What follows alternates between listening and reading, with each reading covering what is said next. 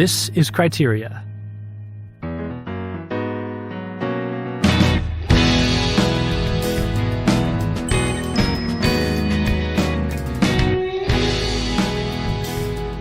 everybody, welcome back to Criteria. I'm Thomas Mirus. I'm here with my co-host, Nathan Douglas. Hey Nathan, how's it going? Good. How are you doing, Thomas? And this is the second in our series on church teaching on cinema, where we are looking at actual magisterial documents from the 20th century, where various popes have discussed the art of film and its moral implications. And just as last time, James Majewski is not with us because he's been out in Poland on an acting workshop, and so he'll be back soon. But we're doing this 3-episode series without him, and then he'll rejoin us for our normal type of programming. So last time we discussed the first encyclical on film by Pope Pius XI, Vigilante Cura, and that put forth a lot of sort of basic, some very basic moral principles about cinema and the production of films, and concerns about this, still relatively new, changing, developing art form and mass media form. And that was in 1937. And today we're jumping forward almost 20 years to the pontificate of Pope Pius XII, Venerable Pius XII. And we're going to be discussing a document called the Ideal Film, which is 2 apostolic exhortations put together, which he gave to representatives of the Italian film industry.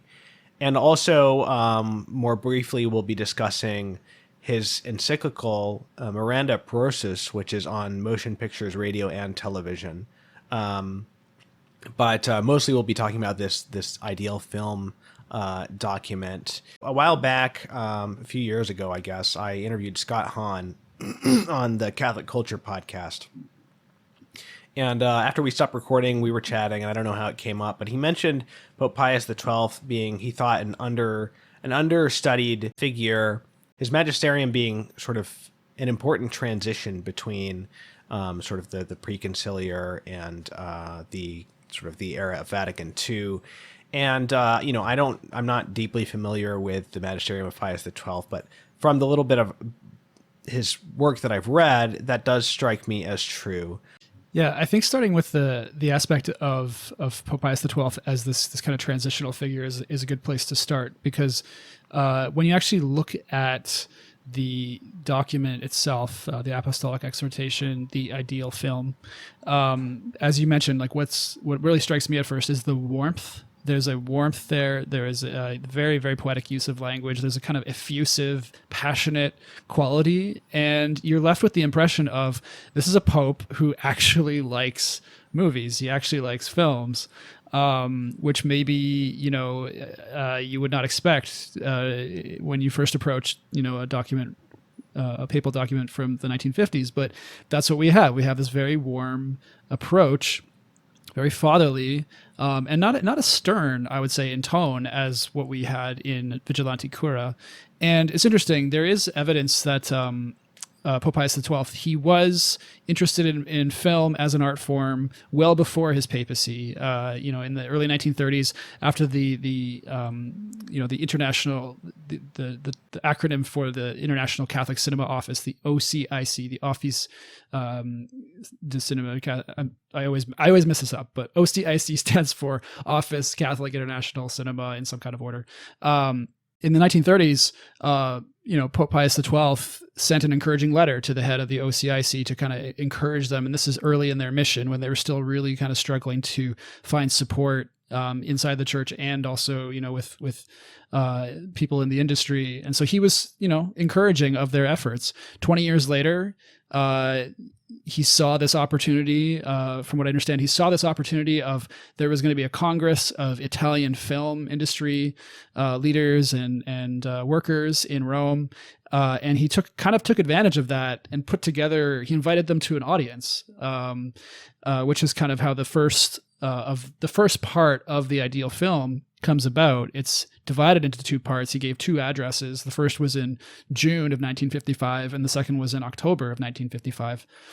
But it's interesting to think of him as someone who is interested in film kind of on its own terms. He sees what it can do. He sees what it can't do. And he's thinking very deeply. He's obviously been thinking very deeply for years about kind of what this means and what it's for.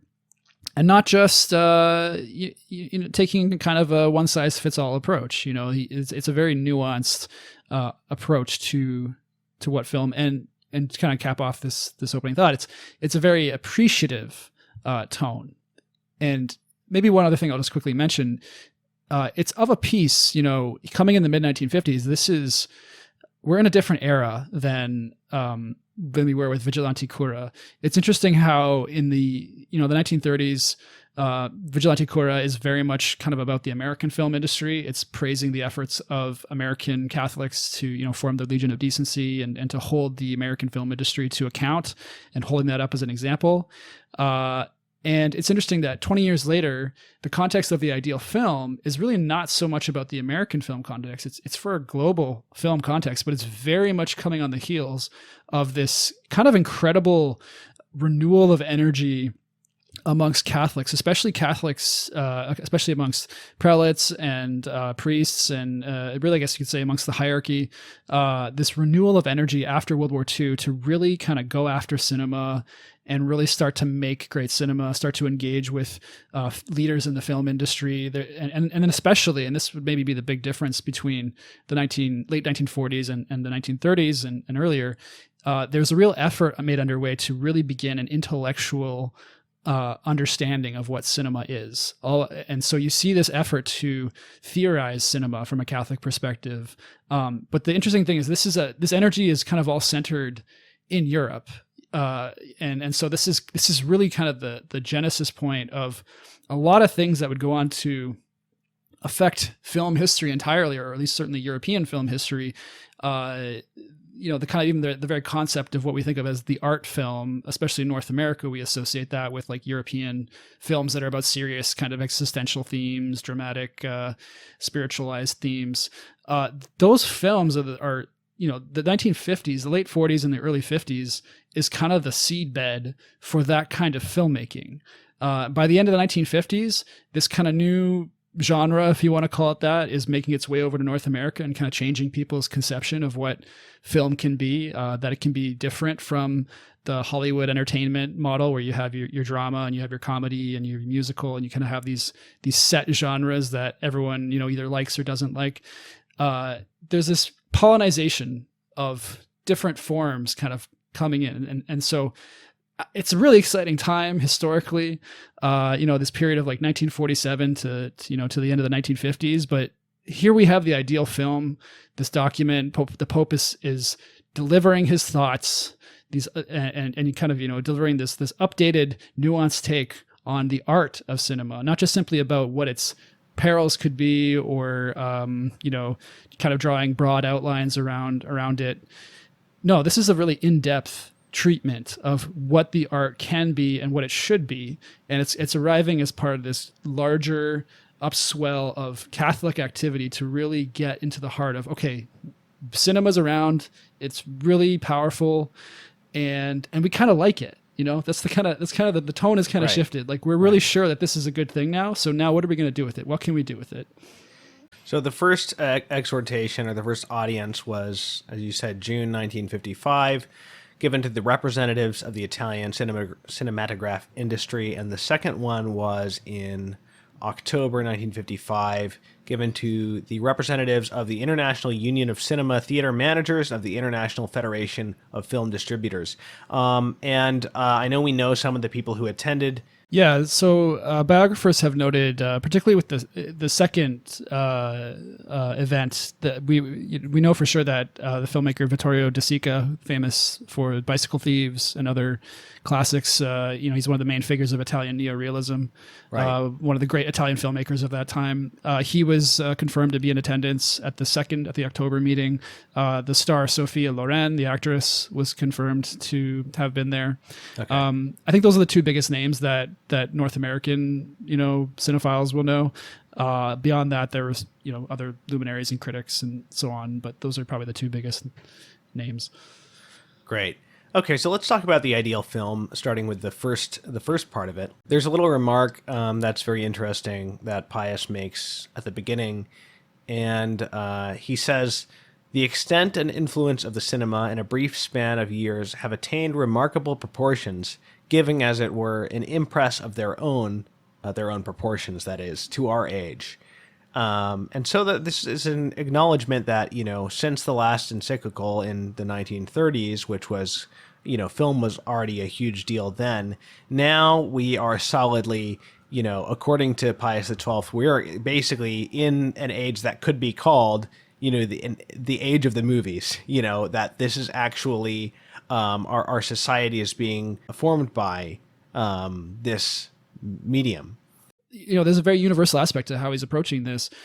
He mentions, and also in his introduction, again, because noting how much the cinema has grown in importance, that there is a need for a proper study of the art of cinema in its origins and its effects. And it's very interesting. He's saying there, we really have to get into, again, it's not only about kind of managing what this thing can do, but we need to really understand what it is. There's this philosophical kind of like quest that must be undertaken, really at the heart of what we would call film theory. It's very interesting to see a pope, saying that up front. Basically, we need a film theory. And in the whole section that we're about to get to about the psychology of film, he mentions at the beginning that this is something that people are out there assiduously studying. And so he's clearly aware of the conversations that are going on about this art form. He's not just coming at it from, completely outside. I mean, even today, right?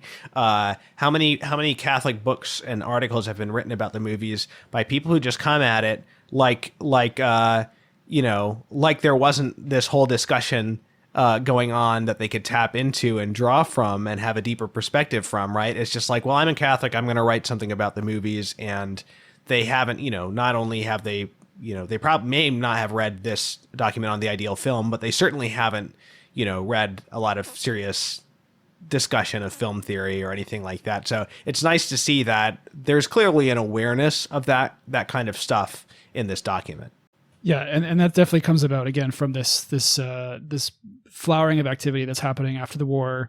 Members of the OCIC would have been very involved with reaching out to academics involved in that and having them write for Catholic film publications like the International Review of Cinema. Again, a lot of intellectual activity happening that I'm sure that the Pope was made aware of through the various agents of these groups. Right. And, on that point, it's worth noting, I do think that this document on the ideal film represents like the high watermark of official church engagement with cinema, certainly of magisterial engagement, both in terms of like its depth, its quality, its engagement with thought about film as an art form and not just as kind of like a moral vehicle, and also because it so firmly holds on to what had already been established by Pope Pius XI. And so it's got all of that. It's building on that without losing it. Whereas later in the Vatican film list, which of course we've spent a great deal of time discussing on this podcast, they just give you a list of films and kind of leave you to yourself to figure it out, right? And so I do think that this document still sets the standard and is going to be of the greatest interest for people to read today. So the first section, the document is titled the ideal film, but the first section is the moving picture as it is. So before we get to the ideal, we're going to talk about just what film is, how it works, and the longest part of this has to do with the psychological effect on the viewer.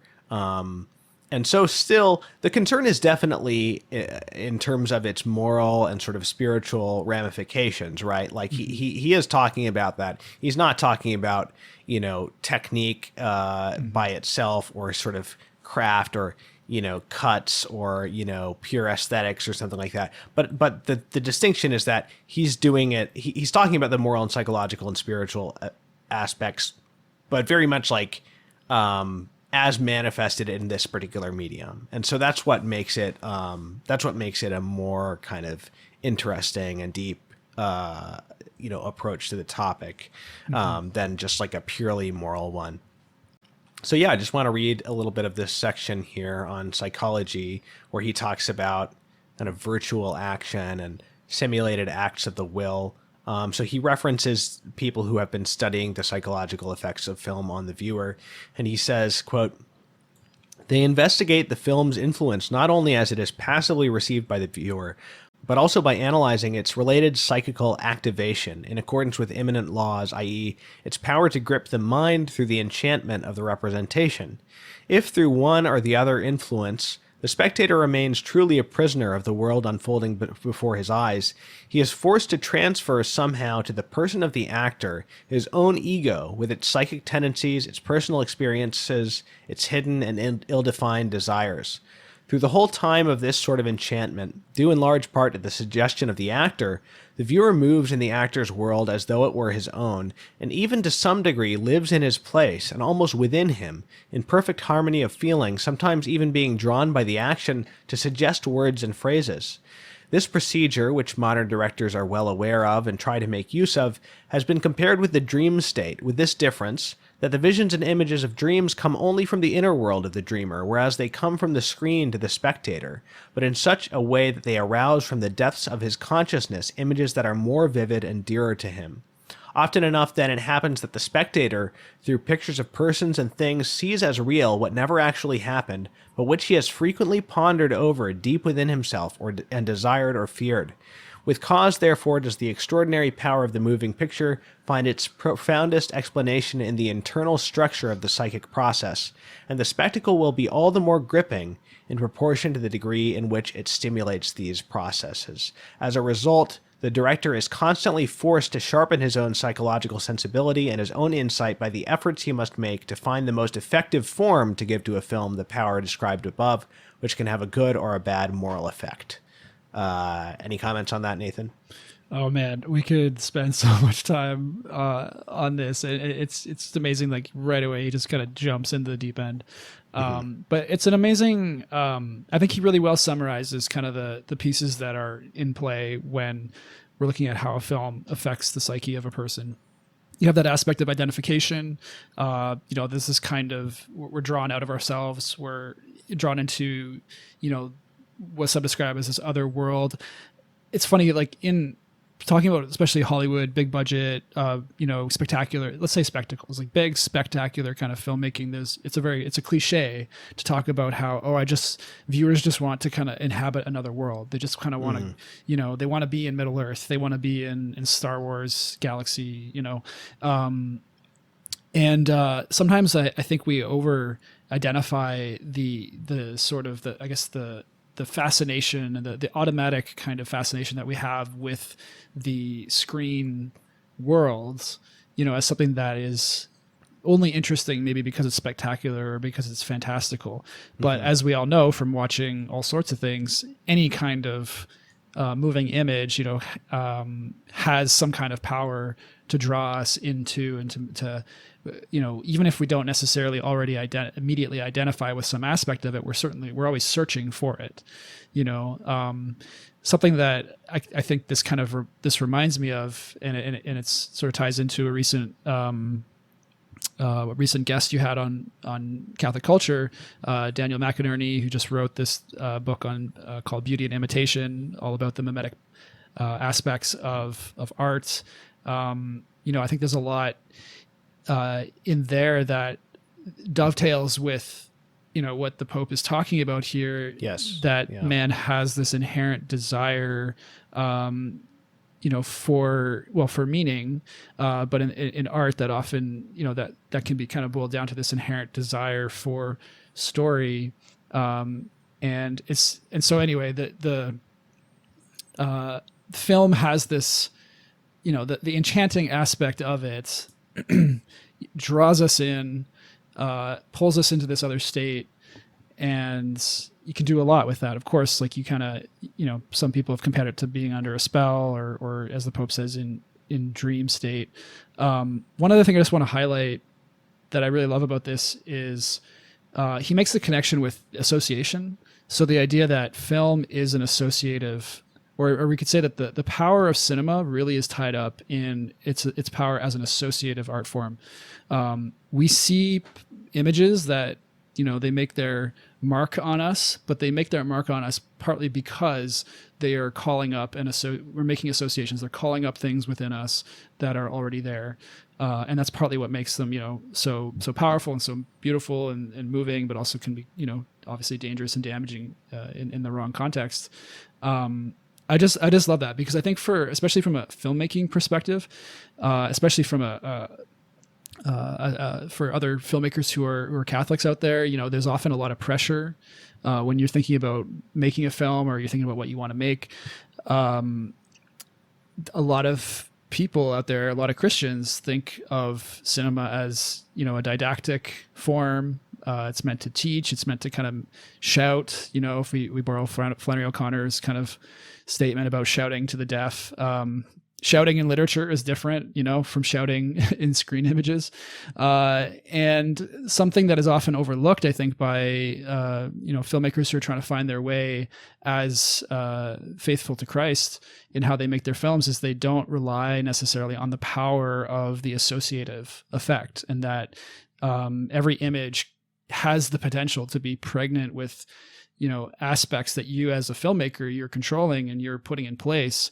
But, with very little, and in the next paragraph, I hope we get to chat about this quickly, but in the next paragraph, the Pope kind of goes into this and to just how little the smallest things that you see on screen can have a very powerful effect. He talks about gestures, the significance of little movements. I'm just going to quote from it. He says, it is the free and personal interpretation of the viewer and his anticipation of the action's subsequent development, which basically gives to him the delight, that is involved with seeing a film. And so part of that process is looking at the details of what's happening, and even what he calls apparently insignificant but skillful movements, such as the gesture of a hand, a shrug of the shoulders, a half-open door. All these little details that, if we compare it to, say, like a novel, a novelist would have to draw attention to that detail, and of course he could do that in a very skillful and poetic way.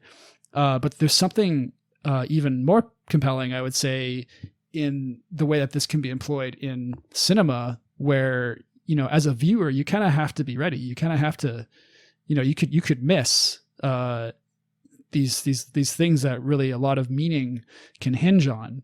And so that's part of the power of this, is that the viewer has a certain agency to unfold or to control, or as the Pope puts it, to be one who creates an event. The viewer is involved ultimately as a participant in the unfolding of what's happening. And I'll just cap my comments here, but I absolutely love that he recognizes that, because I think that is something that, it isn't really actually well digested amongst, really amongst the whole film world in a lot of ways. We tend towards didacticism, inside the church and outside the church when it comes to cinema. But I just love that he says right there, the viewer is someone who's thinks that their pleasure comes from being someone who is almost like there's someone creating an event as they watch.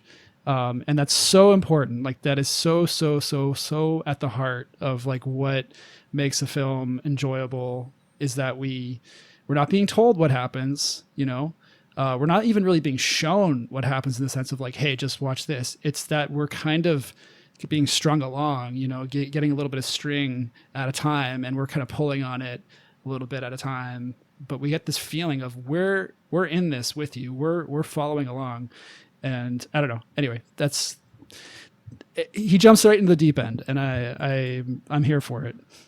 Yeah, I mean, I was going to read that section, but you already kind of summarized that next section where he says, I'll just read a little bit more of it. You were talking about how he says the viewer has the delight of one proper to one who creates an event. So the viewer is invited into this process by the filmmaker, which is partly an active process. And he says that, the book, and even perhaps even more so the moving picture, draws its typical fascination from the urge communicated to the spectator of giving his own interpretation to the story, and which leads him by the thread of a scarcely perceptible logic, or even through harmless deceit, to glimpse that which is indefinite, to foresee an action, to anticipate an emotion, and to resolve a problem. And so he says that this is what contributes to the enchantment and the enjoyment of a movie, but also that this is a legitimate, approach is to to some extent allow the viewer to interpret things for himself. So I mean that goes along with what you were saying about didacticism, that this is part of where the full power of the art form resides, and therefore a film that does not allow for this is not actually drawing on the full psychological power that cinema has. So a film that is simply wants the audience to be passive and dictated to is not really not fully even activating them psychologically. Yeah, and I think it's maybe one way to think of it is, what he's describing here, a film that does this to the full extent. We could say it's a film that respects at a very deep level the freedom of the viewer. That they aren't something. The viewer is not cattle to kind of be corralled or manipulated. The viewer is a rational, human being who can be trusted to follow along and to make connections, and so the more that a filmmaker trusts in the freedom of his audience, the more I think he'll also be free, to make, kind of in a similarly free manner. And also, later on he talks about respect for man as being really important in making movies. And I think this is an aspect of respect for man, which is that you respect that the artist with a capital A is not the only creative person in the room. And that actually the art is not only, the artist giving what only he has to the non-artist, but it is the artist actually helping to activate, the artist or the creative aspect of everybody who comes into contact with his work. And so that actually the artist is not just conveying sort of the deliverance or the sort of the prophecy that his gift allows, but also he's also conveying something of the process, or something of the gift itself, something of the gift of being an artist, because this is something that to some degree we all share in as human beings, and as people made in the image and likeness of God. So I think that that's a part of respecting the view. We talked about film. It's common to hear people talk about films that respect the viewer, right? And that they respect the intelligence of the viewer. They don't feed everything to you, etc. And part of the reason that is not just, in the simple sense of like, we don't think our viewers are stupid, but also in the sense that we think our viewers actually can participate with us in this process. Yeah, it's not even so much a case of, like you said, it's not often a case of we think they're stupid. I think it's more a case of people misunderstanding. They think, an audience wouldn't want that active role. People Right. just want to be entertained. This comes up a lot, and I find in sort of this is more like social, just social media discourse in Catholic circles around film. You see a lot of discussion about the distinctions between entertainment and high art, and that's its own topic for another day. But I think there are a lot of people who are, from what I can see, who are thinking about these things. They tend to categorize movies. There are the high art movies, and then there's the entertainment movies. And if I feel only one of the, I feel like watching one kind or the other, that's what's going to determine my choice. And there's real, there's something real going on there in terms of the human. The physicality of our human nature, and fatigue, and whether we feel like we have the energy to do something more difficult. But I think thinking about it in terms of entertainment, I think there's still a tendency to think of movies are primarily for entertainment, and so a lot of people who are making them, I think an audience doesn't want that challenge. They don't want to be given that freedom, when I think it's the opposite. Every time, people are given, I shouldn't say every time because not everyone's open to it, but it's better to err on the side of respect, and I think the filmmakers who do that, they definitely, they reap the good wheat in the long run. And also, just to go back to the first long passage that I read here, I think it's interesting that he focuses on the identification of the spectator with the actor, or with the character, with the human figure that he's seeing on the screen, and his sort of his identification with the character. I think that when you think, first of all, I mean, there's strong moral implications to that, right? Because it's true that, like, even when you're watching a character that consciously is bad, if you see him in an action sequence from his perspective trying to escape the police or something, you find yourself unconsciously sort of rooting for him usually, right? Because it's all about the perspective that the film takes, even just purely visually. So that's something to be aware of, but more fundamentally, it's just interesting to consider, like, in normal life, we are taking an active part and we are engaging in a conversation with people, or we are intervening in some way in the situations that we observe. But when you're put into a situation where you're observing human situations in a passive way, whether that's just sitting on the subway or being in line somewhere and observing people, or sitting and watching a movie where you're not expected and not able to intervene, then what you find, it seems to imply that the human being has a desire for action, because you don't just sit there and watch. You actually identify yourself with the character who is acting or being acted upon on the screen. And so it seems to indicate that even when we're being passive, we're engaging in this kind of, again, I use the phrase like virtual action, because it's just our nature. It's just our nature to do so. Even when we're observing passively, what we end up doing is imagining what's going on in the person's head that we see sitting across from us on the train, or imagining what that person's life is like. Or when we watch a movie, we're identifying ourselves with the person's actions. Pius says, even perhaps thinking of words or phrases the actor might say, or don't go into that room, or anything like that. So there's like a real psychological insight there, I think. Mm-hmm. Yeah, absolutely. So the next section is, he starts talking about the ideal film. And he says you can talk about the ideal film in three ways. First, in relation to the subject, that is the spectator to whom it is directed. Secondly, in relation to the object, that is the content of the film. And third, in relation to the community. And in this first audience, he only focuses on the first topic, the ideal film in relation to the subject, that is the spectator to whom it's directed. So he starts out, I mentioned, respect for man. And he says that simply not offending human dignity is not good enough for an ideal film. The ideal film would be, quote, that which strengthens and uplifts man in the consciousness of his dignity, that which increases his knowledge and love of the lofty natural position conferred on him by his creator, that which tells him it is possible for him to increase the gifts of energy and virtue he disposes of within himself, that which strengthens his conviction that he can overcome obstacles and avoid erroneous solutions, that he can rise after every fall and return to the right path, that he can, in short, go from good to better through the use of his freedom and his faculties. Any comments on that?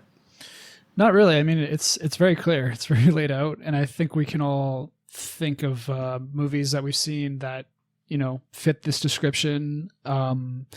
It's interesting. I think, speaking as someone who's, been immersed in cinephile circles for a long time, there's a tendency in cinephilic circles to, the more that you explore cinema and the more that you kind of get into more rarefied kinds of film, especially in terms of form. So like getting into maybe films that are less narrative driven, there may be more, about kind of the more impressionistic, slower paced, there's all sorts of ways that can go, but I've noticed a tendency in sort of standard cinephile culture where there's a tendency to kind of look down a bit on narrative as, kind of something that's for the masses. But the more that you drink the pure water of cinema is, you kind of move more and more towards a more abstract engagement with film. And that more abstract films, like eventually getting into like kind of into the high echelons of the art films or experimental films, which have nothing to do or with a narrative or even anti-narrative. It's very easy to confuse that with kind of having achieved this kind of like higher consciousness of cinema. And I think a cinephile who kind of goes through that and, either can stay there, or they might have like a Dante moment, kind of find themselves in a dark wood and need to be led, led somewhere else. You find your way back to narrative. And so I think that's a bit of a roundabout way of saying, like, what I love about this paragraph is, everything that he's describing really kind of can only be done in a narrative context. And he's not coming right out and saying like film is ideally narrative. He doesn't have to say that, because really that the time that he's writing this, that's not even in question. But I think it is interesting from our vantage point, another 70 years later, where film as an art form has been through all sorts of permutations and mutations and evolutions, to come back to this and see kind of the clarity of, yes, like what's this all about? What is it that's going to to remind us of our dignity? It really kind of comes down to seeing in action, the possibility. And so, yeah, I think he's touching on that, and he's going to expand on that as he goes forward.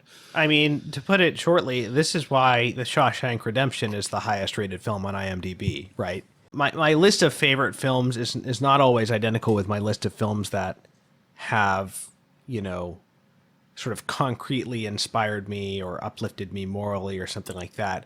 However, as I go on, as I get older, I find those films are particularly precious because they're kind of rare, I don't think that that's something that film buffs should look down on at all.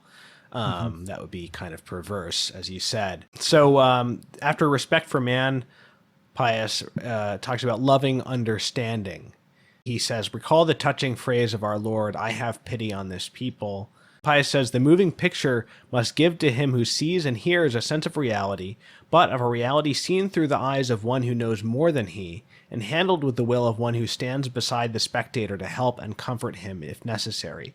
That almost seems like a counterpoint to the leaving people to interpret things for themselves. That this shouldn't be done in kind of like an absolute way, that there still should be kind of a guiding hand of the director, that we shouldn't simply portray events as if it were possible to sort of just portray events purely and objectively and neutrally and let the viewer decide, or to portray a world and particularly movies with difficult subject matter or something, to portray a bleak perspective and let the viewer, find his own way out of that dark night of the soul or whatever some directors might be tempted to do. That he shouldn't be left completely without guidance, whatever harsh realities the film may be portraying. Do you agree with that kind of interpretation of what he's saying here?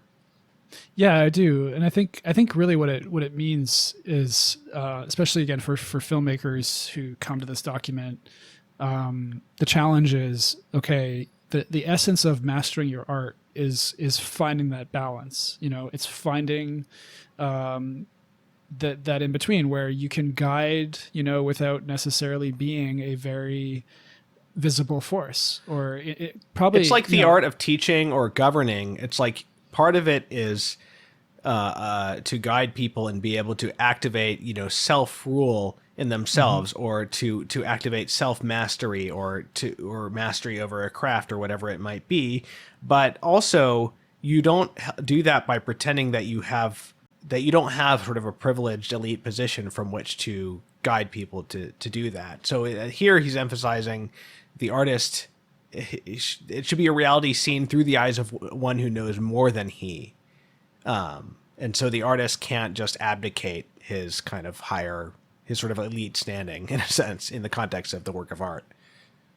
Yeah, and I think the way that manifests in context is what I would describe as a gentleness. I think both, and this ties in with respect for man as well. I think the great films, in their form, are gentle, even if they're dealing with extremely, not gentle material. There's a certain, maybe even might even say serenity. Again, these things, these are part of subjective experiences of films, so it's kind of hard to kind of go into it without describing specific films.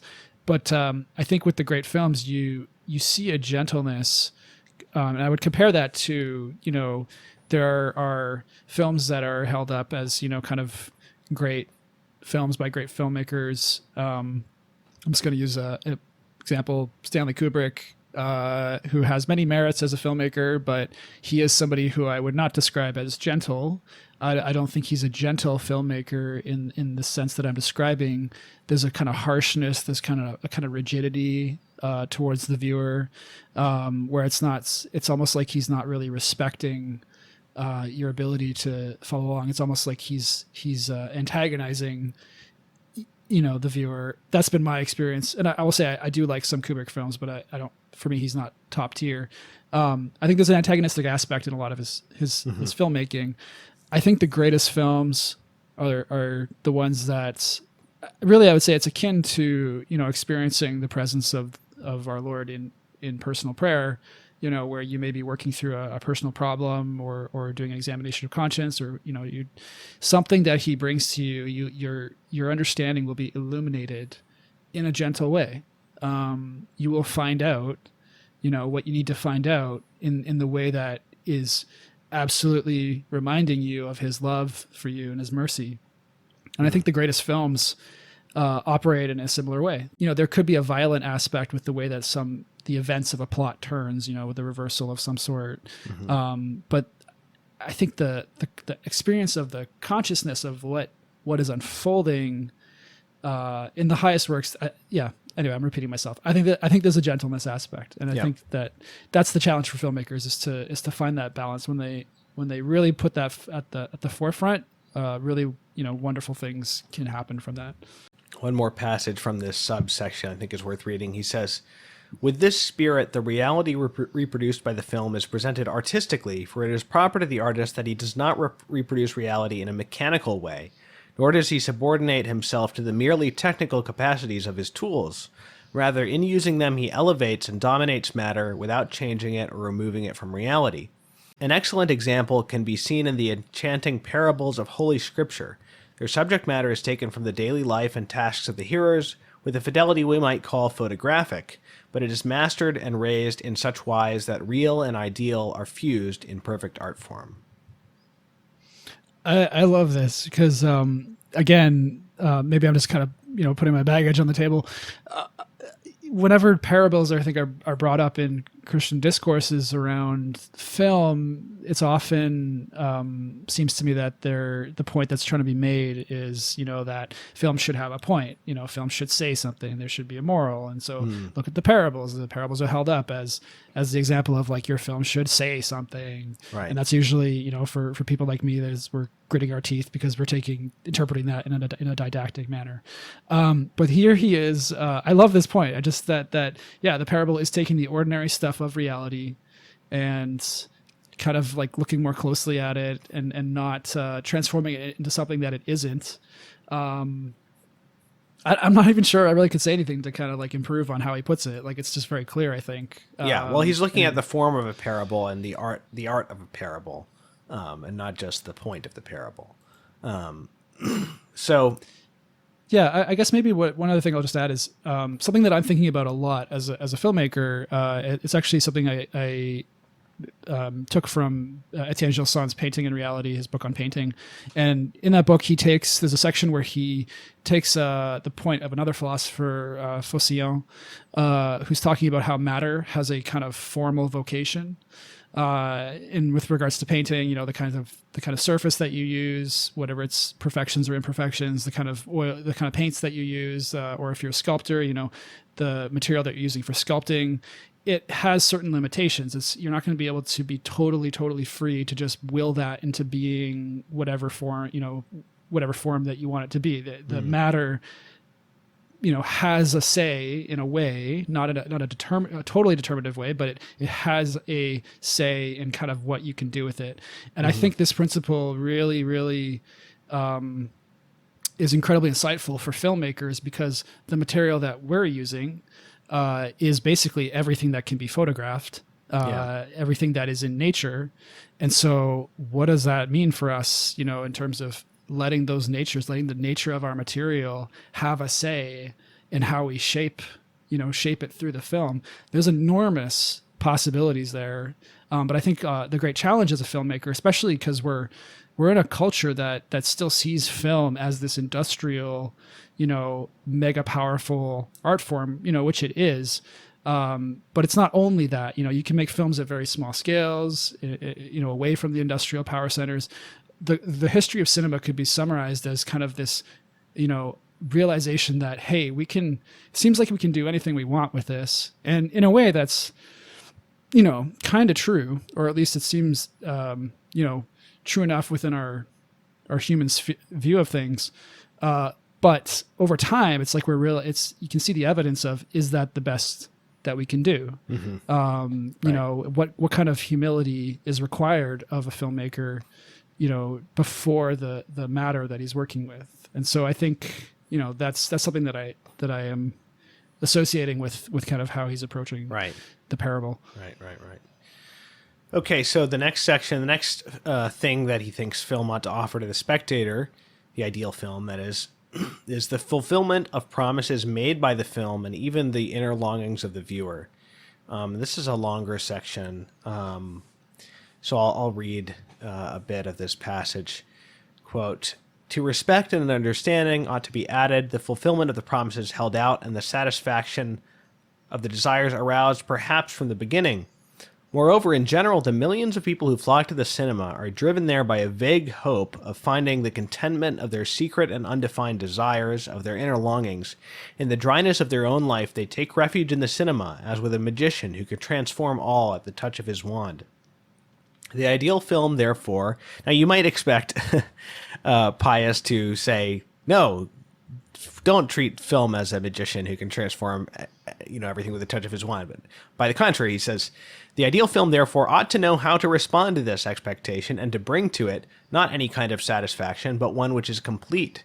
Not indeed of all desires, even false and unreasonable. The unjust and the amoral do not come into the question here, but of those which the spectator nourishes quite legitimately."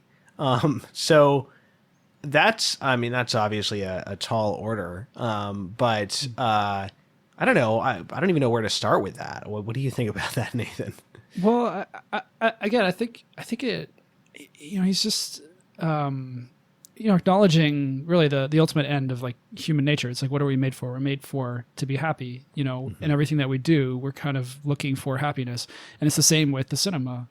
And it's interesting, if he was writing this document, say 10 years later, maybe certainly 20 years later, I wonder how much the changed context of popular cinema may have affected, like when he's writing this, it's still the overriding expectation that film is an art form that is meant to please. You should come away feeling good, in a sense. And then, over the years since, there's been generations of filmmakers who, responding to, unrealistic aspects of how, happy endings in film or things like with the production code, like whether you could show or depict the consequence, like whether you could depict evil without consequences. There's been an overreaction by a lot of filmmakers where they descend into a kind of nihilistic response of like, well, no happy ending is possible. And I think we as viewers we're used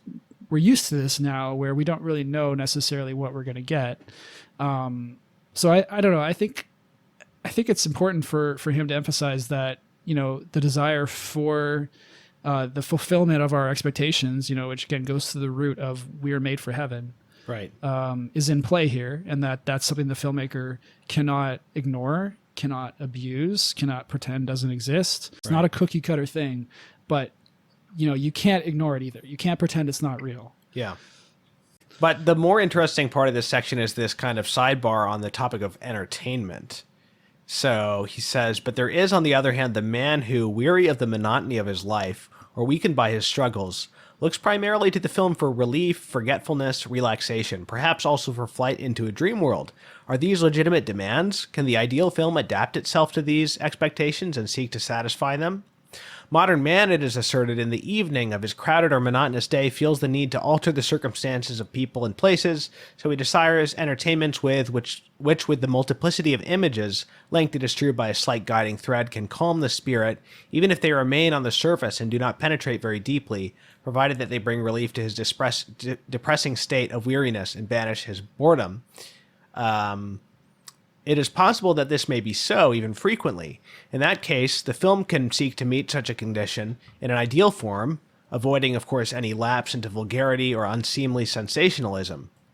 It is not to be denied that even a somewhat superficial entertainment can rise to high artistic levels and be classed even as ideal, since man has shallows as well as depths.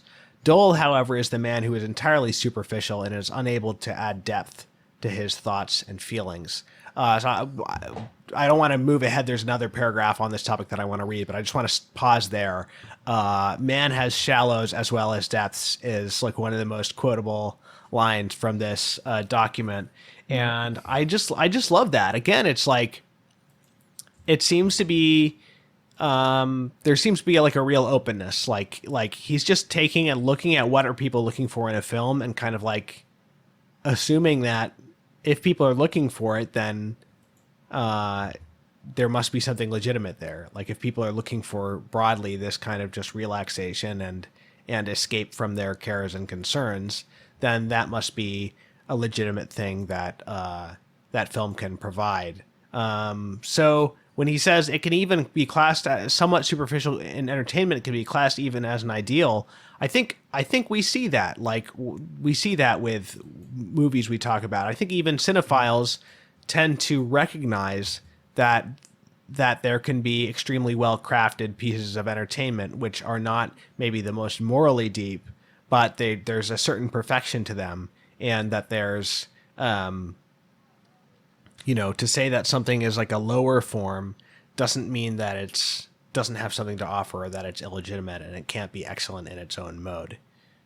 Yeah, and I think it's important to maybe just note, not that I highly doubt Pope Pius XII was aware of what was going on with the French cinephiles at the the time of this writing, but he's basically describing in this paragraph kind of the dynamic that was undergoing in French cinephilia, which is looking at American films, looking at noir films and westerns, and these crime films, these films that were seen by the French intelligentsia as beneath, high culture. They were seen as low class films, and the cinephile writers of this time who were really championing these films, they were developing kind of a philosophy of watching and defending these films as great works, because they were responding, these writers were trying to get to the bottom of why they were responding with such profound kind of experiences to these kind of low class films. And yeah, I think the Pope is recognizing the ways in which a well-made thing, is a well-made thing. And, right. and we will always respond to it, at kind of that level. And right. That's great, because that really does frustrate the sophistry, we could say, of kind of a lot of the philosophy of the fine arts that the modern West has been saddled with, especially from the Enlightenment. I'm not going to go on a huge rant, but the whole high art, low art distinctions, these, I'm not saying they don't speak to a reality, because they do speak to a certain reality, but in a lot of ways it's a sort of artificial construction of, cultures that only the highest things are like kind of worth pursuing. That we've kind of lost this like middle ground, I guess, is maybe what I'm saying. And I think an art like cinema, and all the pressures that all the things that are kind of happening in the 1950s in the various film scenes are putting those old theories to the test, and realizing that, hey, the categories we have for, the high versus low is not sufficient to describe what we're encountering. We're encountering profundity in these lower works, So what is that all about? And I think he made this bit that you've highlighted really kind of captures what's going on there. One last bit from this section on entertainment. He says, doubtless the ideal film is allowed to lead the weary and jaded spirit to the thresholds of the world of illusion so that it may enjoy a brief respite from the pressure of real existence. However, it should take care not to clothe the illusion with such a form that it is taken for reality by minds which are weak and without sufficient experience. The film, indeed, which leads from reality to illusion, ought then in some way to lead back from illusion to reality, with the same gentleness that nature employs in sleep. Sleep also attracts man, wearied by reality, and plunges him for a short time into the illusory world of dreams, but after sleep, it restores him refreshed, and as it were renewed to the bustle of reality, the reality he is used to, in which he lives, and of which, by his work and his struggle, he must always remain master. Let the film follow nature in this, it will then have fulfilled a notable part of its function. So he returns to the idea of dreams, and this is just a very interesting, the idea of leading back gently, to use your word also, from illusion to reality, with the same gentleness that nature employs in sleep. So, can you think of a film that's an example of that? Like a pure entertainment film, particularly, or a pure escapism kind of film? I mean, I want to say, okay, I did think of an example. It's not a pure entertainment film. I'm gonna come up with one of those, but I'm laughing because this is to a Western audience, it'll be a very, very art film. But it's the one film I ever had an experience like this where it actually felt like waking up from a dream was by a Taiwanese director I love named Ho Xiaoshen. It was his last film called The Assassin from 2015. And there was this, I saw it at the film festival here in Vancouver when it played. And there was this incredible, and it's a very meditative film. It's a very slow film, but to Western standards. Not a lot of action happens. It ended with this kind of music cue, this kind of bagpipe piece, and something about that, just the way that it kind of there was a real gentleness, and you could feel the audience kind of stir. It really sounded like we were all kind of asleep at the same time, and then this gentle applause started, almost like rain falling, and it was in this massive auditorium, and it just not slowly, but it just gradually spread to the whole auditorium. Again, it was like rain just kind of starting. And I don't know, that's always stuck with me as the closest I've ever felt to, we just woke up from this collective nap. Oh, so my other question is, what about, he says it should take care not to clothe the illusion with such a form that it is taken for reality by minds which are weak. What would be an example of that? Take a form that is taken for reality. Yeah. In what way is it that a film ends up purporting to be reality? It's not that it has to have a self-awareness or a kind of a winking attitude necessarily to avoid that, but I'm just sort of curious what he might mean by that. I mean, concretely. I think part of this is I think it's hard to actually maybe get to the kernel of what he's going from our point of view, because we're multiple generations into being, this is the water that we swim in. We've all grown up with it. Whereas when he's writing this, he's still within the lifetime of people who conceivably have never watched a movie, never will watch a movie. And for them, the effects are very, very fresh. It could be, there's almost these innocents who are still, I think there's an innocence of a less mediated age that is, people are still in touch with faculties maybe that are more dulled in us. So I think it's kind of hard for us to, but maybe one example that springs to mind, there's always fears around certain movies having, mimetic effects. Like Joker is probably the biggest recent example where there's all this fear of oh no, it's going to have these social effects. And then of course, in that case, it doesn't happen. I don't know. I mean, I guess I think partly that's because even, whoever might be susceptible to wanting to be the Joker, is still grown up in such a mediated society that they know intuitively, they know at a certain level, this isn't real. I'm gonna keep an eye out for that waking up from a dream thing. I can't think of any particular examples myself, but I'm gonna like just try to keep an eye out for that and see if I can notice that. One came to mind. I think it's movies. one. Obviously, everyone listening to this probably knows, but like I think the Lord of the Rings movies. I think The Return of the King is a bit akin to this. With the sort of like the many endings aspect, where like the action, or at least the like really intensive action, finishes at a certain point. So you have this kind of long, wonderful denouement. I don't know. Yeah, well, so maybe it's not so much just a matter of like a return to reality, like transitioning you back to reality in the sense of like the content of reality, but of actually just like giving you the sense of like a completed experience that like doesn't just like stop suddenly, tones itself down gradually, and like could be like the stimulation or the excitement that happens needs to be like lulled back. Not so much that like you need to be like reminded that this is only a movie per se, like while the movie is still happening or something like that, but just that like the actual like just psychological like arousal or physiological kind of like state of excitement that you're in, it is just kind of like soothed, so that you're not like suddenly it's over and you like sort of don't know what to do with yourself because you're kind of like it doesn't leave you like unsettled. It could be something like that.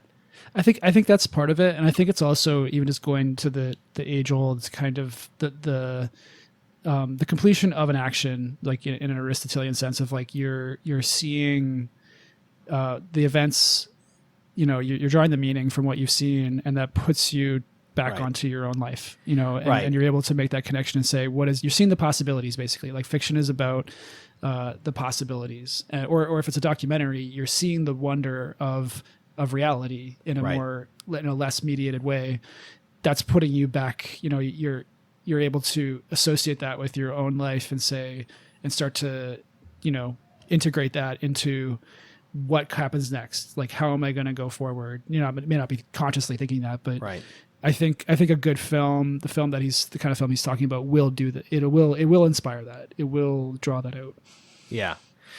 I mean, he's talking here particularly in the context of like sort of pure entertainment films, and you can see why like I don't want to be in that position. I don't want a pure entertainment film to end in such a way that I feel like unsettled or like not rested at the end of it, right?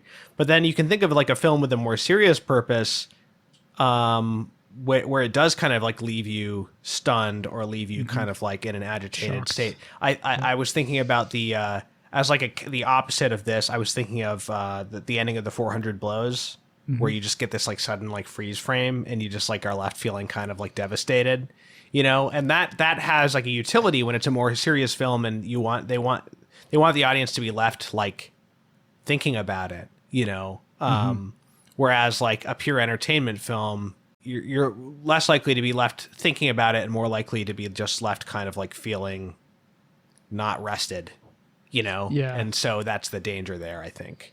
Yeah, it makes me think actually of another film we've discussed on here, The Awful Truth, and how when I think of like a purely entertaining movie that's it's a screwball romantic comedy, but like think about how awful it would be if that movie didn't resolve, but it resolved. But the thing is, it doesn't just resolve in that like, that what we want to happen happens, or what the plot sets up to suggest will happen happens.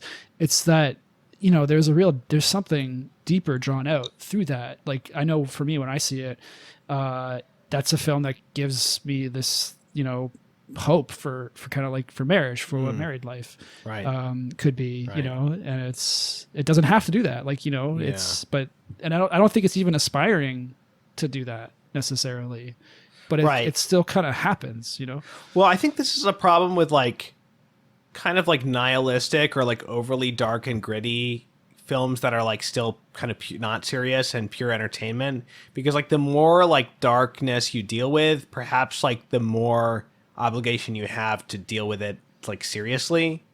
I mean, that's why that movie that the Daily Wire made about like school shootings was such a like a disrespect, ended up being such a disrespectful film because it like actually doesn't end up dealing with the subject with the seriousness it deserves. Like it actually evokes some like really intense feelings in, the first half or so, and then it ends up being like this like stupid revenge flick.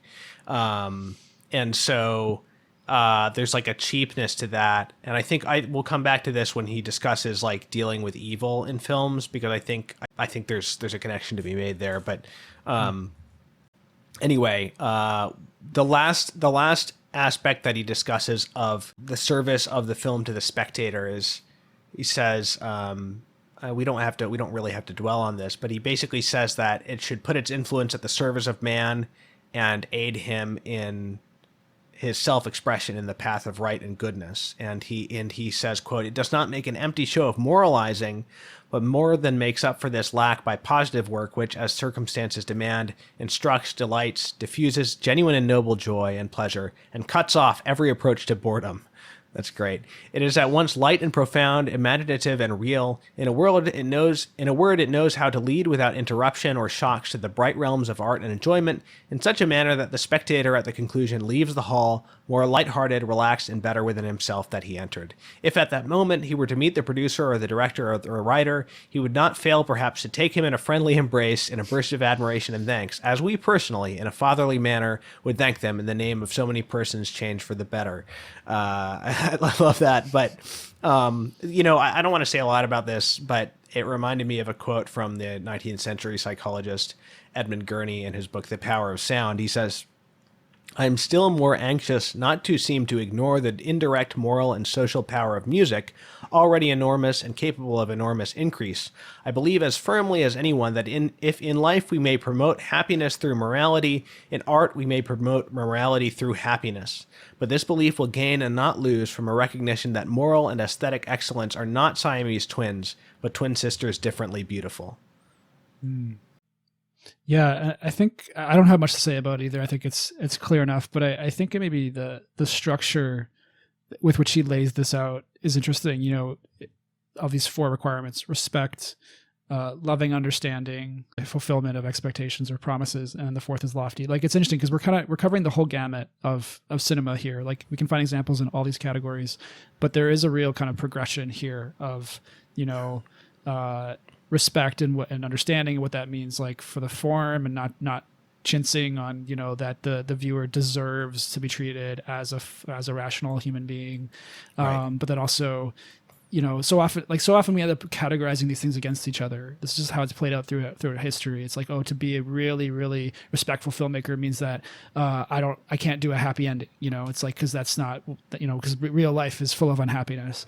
It's interesting. I think a lot of what he's saying in each of these examples is addressing different kind of pain points that have come up in the history of film, in the history of cinephilia, where there's reactions to one side or the other, and really he's showing us how they all kind of are ascending, to the lofty, the lofty heights of what cinema is capable of.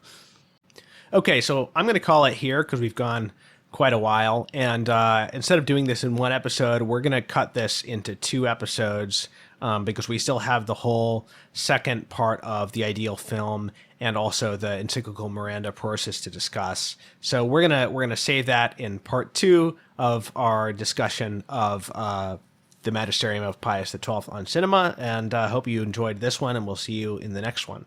Thank you, Nathan. Thanks, Thomas. Always a pleasure. Criteria is a production of CatholicCulture.org. Check out our other podcasts, including Way of the Fathers, an early church history podcast hosted by Jim Papandrea, Catholic Culture audiobooks bringing to life classic Catholic writings, and the Catholic Culture Podcast, an interview show exploring Catholic arts, culture, and issues. You'll find all of this, as well as Catholic news, commentary, liturgical resources, and much more at CatholicCulture.org.